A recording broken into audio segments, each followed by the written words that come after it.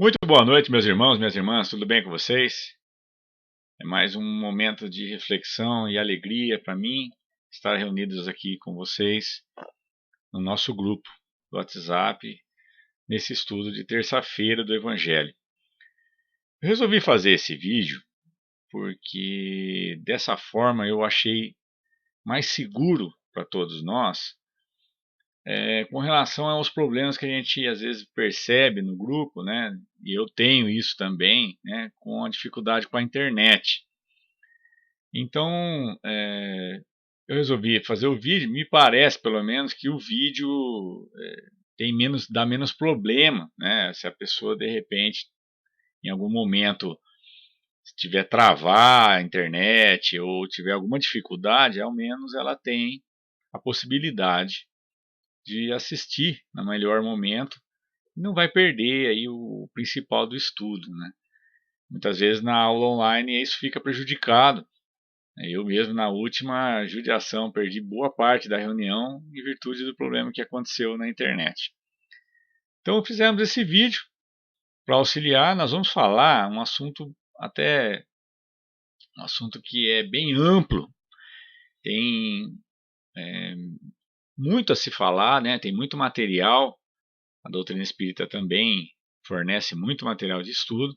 E aqui nós não vamos ter a pretensão de fechar o assunto, apenas trazer para a gente aqui uma forma de pensar, uma reflexão e uma passagem do Evangelho, porque afinal de contas, né, o nosso estudo é do Evangelho, tá bom?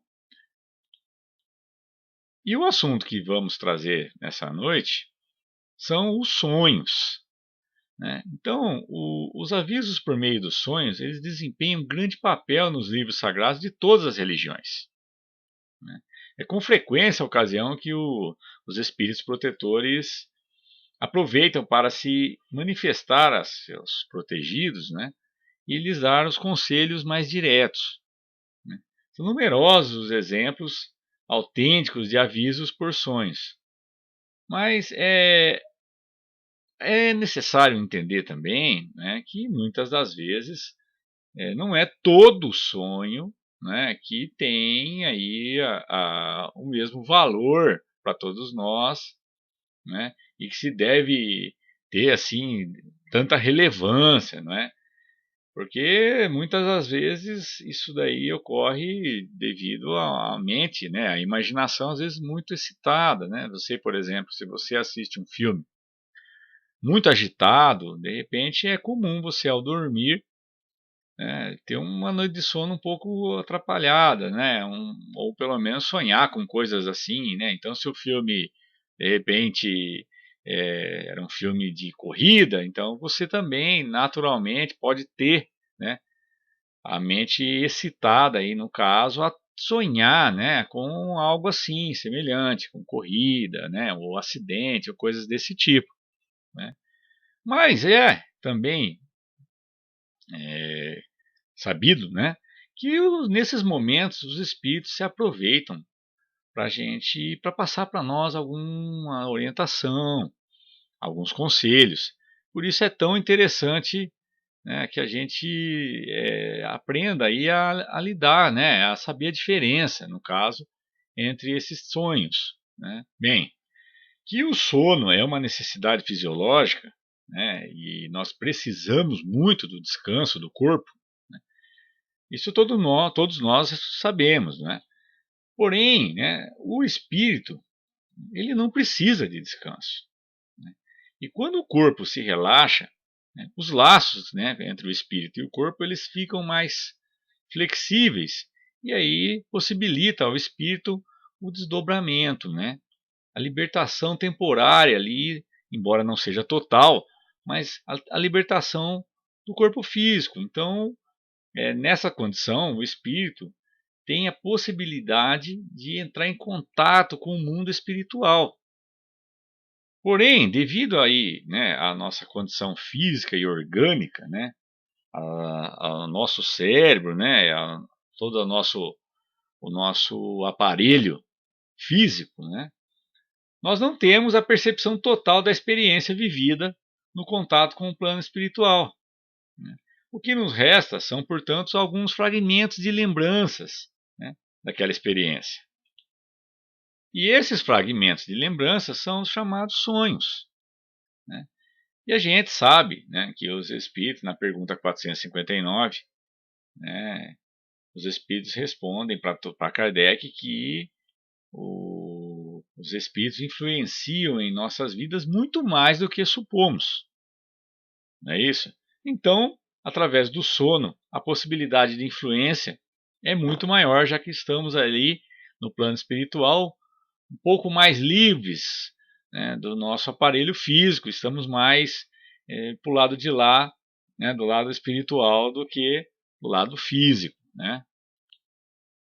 No livro Estudando a Mediunidade, de Martins Peralva, nós vamos encontrar, Martins Peralva classifica os sonhos em comuns, reflexivos e espíritas. Os sonhos comuns seriam lembranças dos quadros que permanecem impressos em nossa própria mente. É como aquele caso que eu falei para vocês, no caso da gente ter aí passado por alguma situação difícil, ou, no exemplo que eu dei, né, a gente assistir a um filme, né, e aí ao dormir ter lembranças aí fragmentadas de uma situação que provavelmente tenha sido por conta da nossa imaginação estar super excitada, né, de acordo com o filme. Os reflexivos seriam aqueles em que o desprendimento ou emancipação da alma permite um mergulho mais profundo em nossos registros perispirituais, recuperando imagens, cenas de vidas passadas, né? E essas imagens, elas são coerentes e se apresentam mais nítidas, né, como cenas de um filme, mas bem real, e fazem sentido para nós. Elas trazem para a gente aí uma reflexão, aquilo mexe com você, né, de uma forma que faz a gente pensar bastante no que foi visto, né? Procura trazer algum entendimento para todos nós, né? E por fim, os sonhos espíritas, né, que refletem as lembranças de nossa vivência real no mundo dos espíritos. São recordações de encontros, estudos, conversas, tarefas que desenvolvemos, né, entre outras situações, incluindo também, às vezes, perseguições, acontecimentos desagradáveis, né, sempre em função da nossa sintonia espiritual. A gente lembra que o espírito, né, como diria aí, acredito eu, se não me falha a memória humana, né, sopra onde quer, né? Então, você livre dos seus laços físicos, conforme a sua sintonia, conforme a sua postura moral, você vai procurar os afins, vai procurar os locais que são para você, né, de acordo com a sua sintonia espiritual. Um espírito ligado a estudo, a evangelho, né, a esse lado, ele vai procurar locais, reuniões, grupos, pessoas que vão contribuir para ele, né?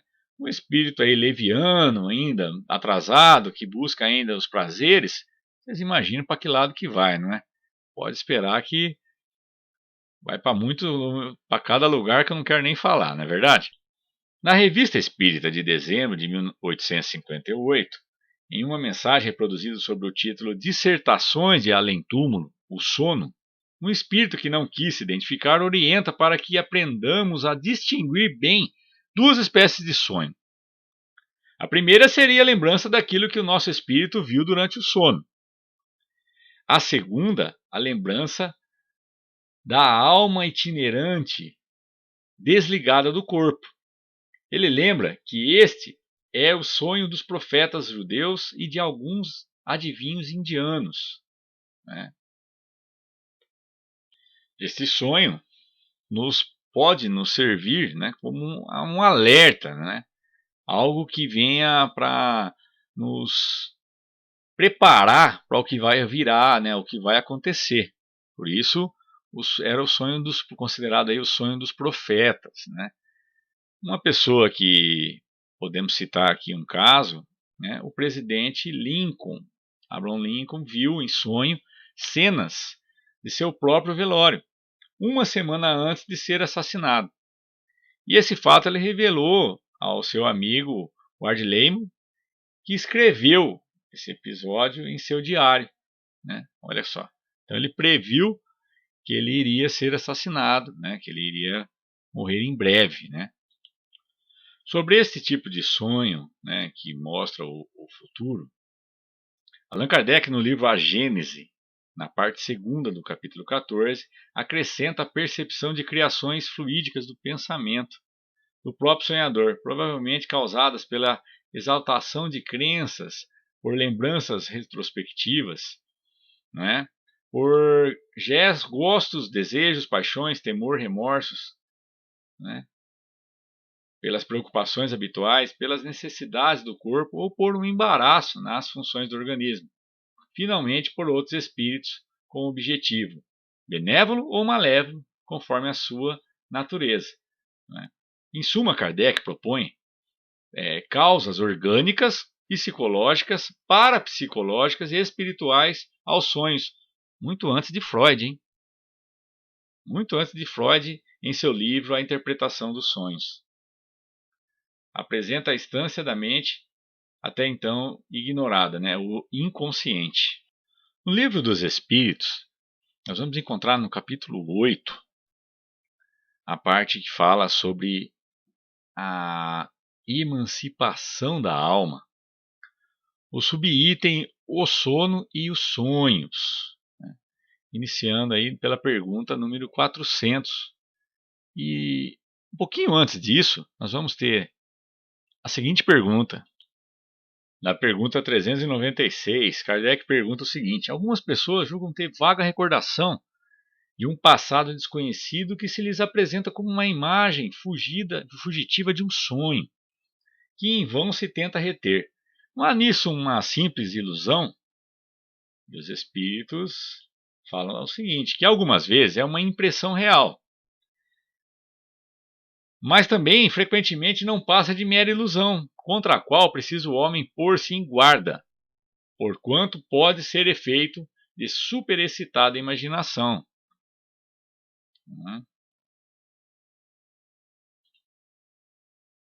E André Luiz vem nos alertar, né, a respeito disso no livro Conduta Espírita, psicografia de Valdo Vieira, sobre a atenção e o cuidado que se deve ter, né, com relação aos sonhos.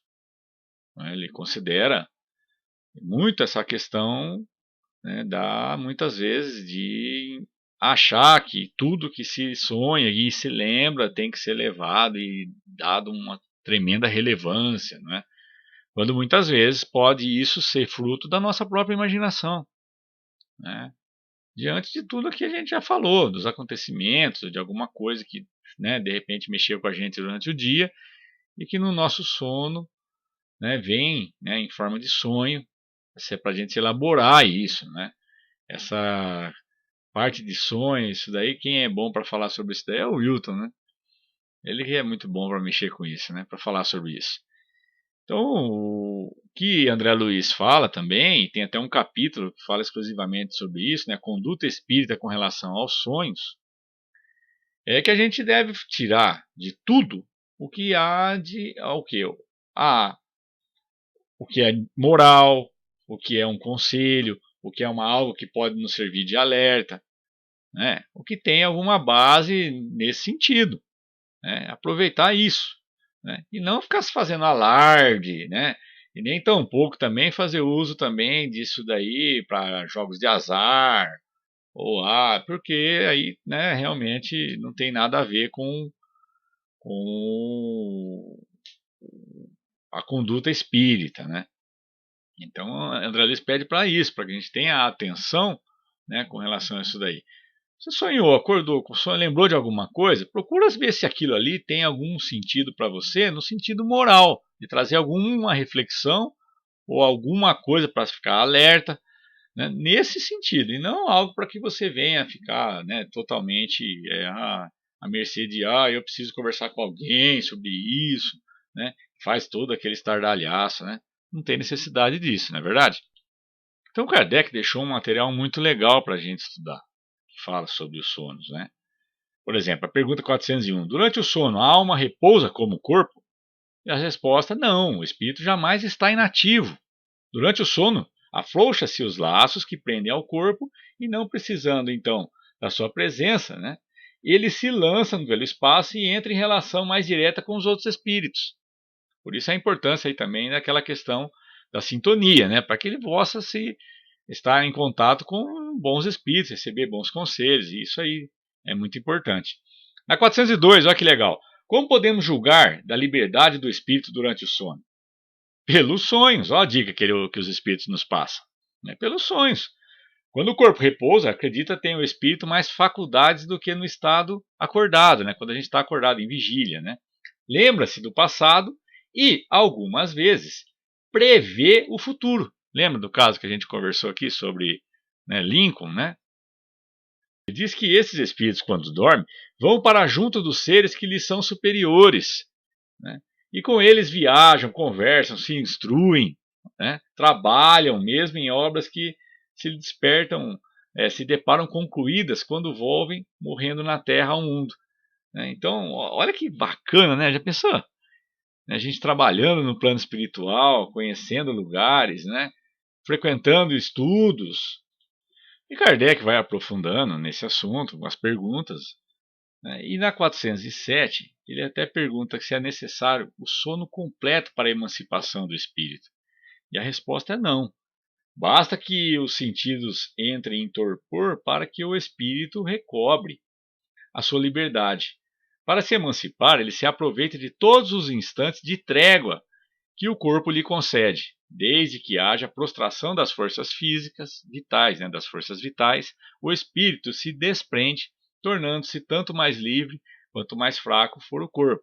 Assim se explica que imagens idênticas a que vemos em sonho, vejamos estando apenas meio dormindo ou em simples, naquela hora que a gente está na sonolência, né? Uma das coisas que eu acabei não mencionando aqui são os encontros que temos, né, no plano espiritual e que André Luiz descreve muito bem, né, os tratamentos que muitas vezes fazemos, os encontros que nós temos com os entes queridos, né, com espíritos familiares, aqueles amigos que vêm, nos dão conselhos, nos auxiliam, né, e que torcem pela gente.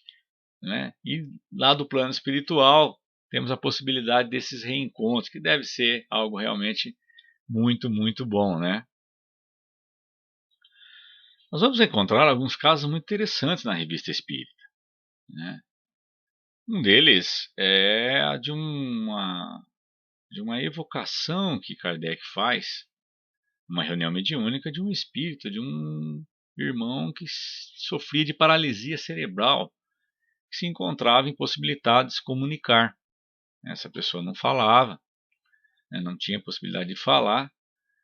E aí, num momento em que essa pessoa descansava, foi feita uma reunião e esse espírito teve a possibilidade, através do médium, se comunicar e contar todo o caso dele, o que tinha ocorrido, né, com ele, porque ele estava, naquela ocasião, né, com o espírito preso a um aparelho físico tão deficiente. Né?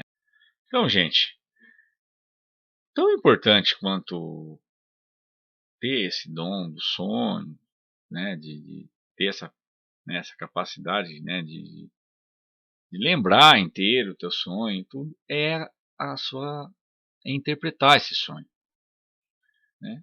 E na Bíblia nós temos alguns, né, casos, né, de pessoas que passaram por isso, de interpretações, muitas vezes dela mesma ou de outros, como o caso de Daniel, né, que tinha relata o texto bíblico que ele sabia, tinha capacidade de interpretar todo tipo de sonho e visão, né? Temos o caso de José, né, de quando ele casar com Maria, né, quando ele foi casar com Maria e tendo, nesse caso, Maria estando grávida, né, ele pensou né, em não casar, né? Mas aí apareceu um anjo, né, em sonho. E ele disse, né, José, filho de Davi, não tema receber Maria como sua esposa, pois o que nela foi gerado procede do Espírito Santo. Ela dará à luz um filho e você deverá dar-lhe o nome de Jesus, porque ele salvará o seu povo dos seus pecados. Isso a gente encontra em Mateus, capítulo 1, versículo 20 e 21. Também em Mateus a gente pode encontrar também um texto bem curtinho, quando Pilatos, sentado no tribunal, né, sua mulher, estando Jesus lá para ser julgado, a sua mulher lhe envia uma mensagem. E diz o seguinte na mensagem: não se envolva com este inocente, porque hoje, em sonho, sofri muito por causa dele. Isso também nós encontramos em Mateus, no capítulo 27, versículo 19. Muito bem. Então hoje eu quis trazer para vocês um texto que está em Atos dos Apóstolos, capítulo 10. Pedro vai à casa de um centurião romano. O que tem de especial nesse texto é que tanto Pedro quanto o centurião romano, né, recebem aí uma mensagem, né, uma mensagem espiritual, né, e é isso que é interessante no texto. Tá? Então vamos dar uma olhada. Vou passar esse texto aí depois para vocês no WhatsApp. Então vocês não se preocupem, né, não fiquem preocupados em anotar. Mas vamos tentar ler, né? Eu vou ler aqui com vocês, aqueles que tiverem com dificuldade, porque para enxergar aí, pelo tamanho da letra, né? Muitas vezes fiquem em paz que eu vou mandar isso aí para vocês depois no WhatsApp, tá bom? Então vamos lá, pessoal. Atos dos Apóstolos, capítulo 10. Pedro vai à casa de um centurião romano. Vivia em Cesareia um homem chamado Cornélio, centurião da corte italiana. Era piedoso e temente a Deus com toda a sua casa. Dava muitas esmolas ao povo e orava a Deus constantemente.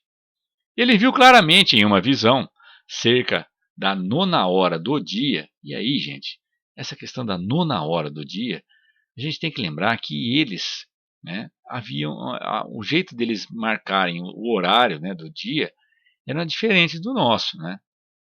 Então, para os judeus, né, o povo daquela época, a hora começava a contar a partir do raiar do sol.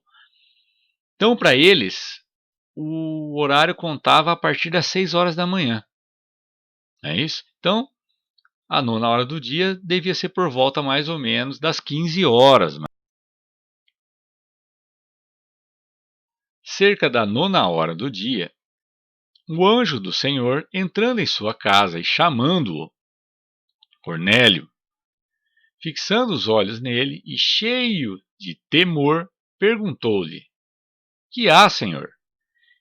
E aí, gente, esse temor a gente encontra no Evangelho em diversas passagens. Né? Por exemplo, na passagem onde Moisés desce, né, com as tábuas, os 10 mandamentos. Né, as pessoas olhavam para ele e tinham o temor sagrado, né, aquele medo, aquele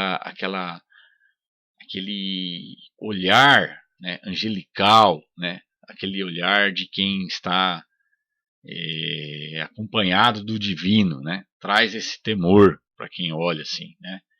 Um caso também são quando Jesus, né, e a transfiguração do Monte Tabor, onde os discípulos que ali estavam com ele sentem esse temor sagrado na hora que olham para ele. Né.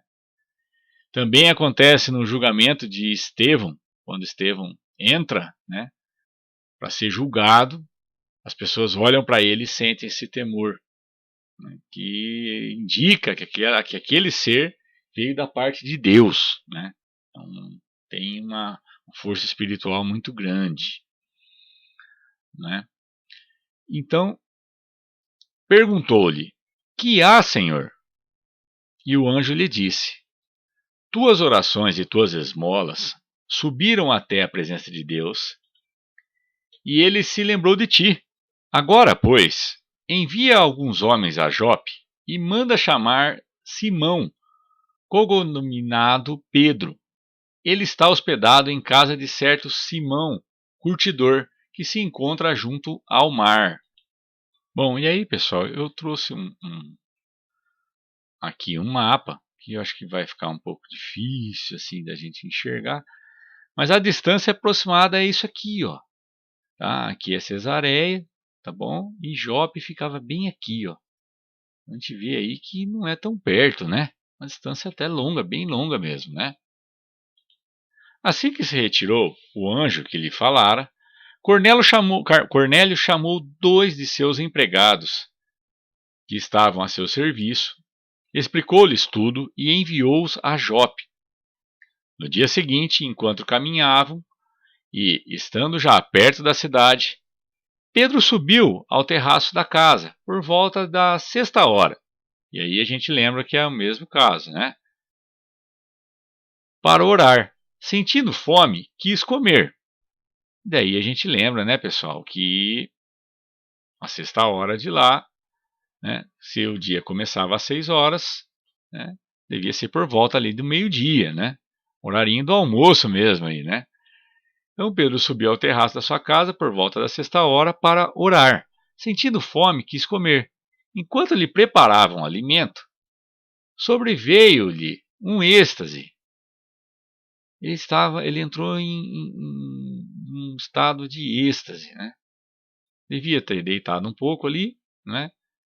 E olha só o que ele viu. Viu o céu aberto e um objeto que descia semelhante a um grande lençol, baixando a terra pelas 4 pontas.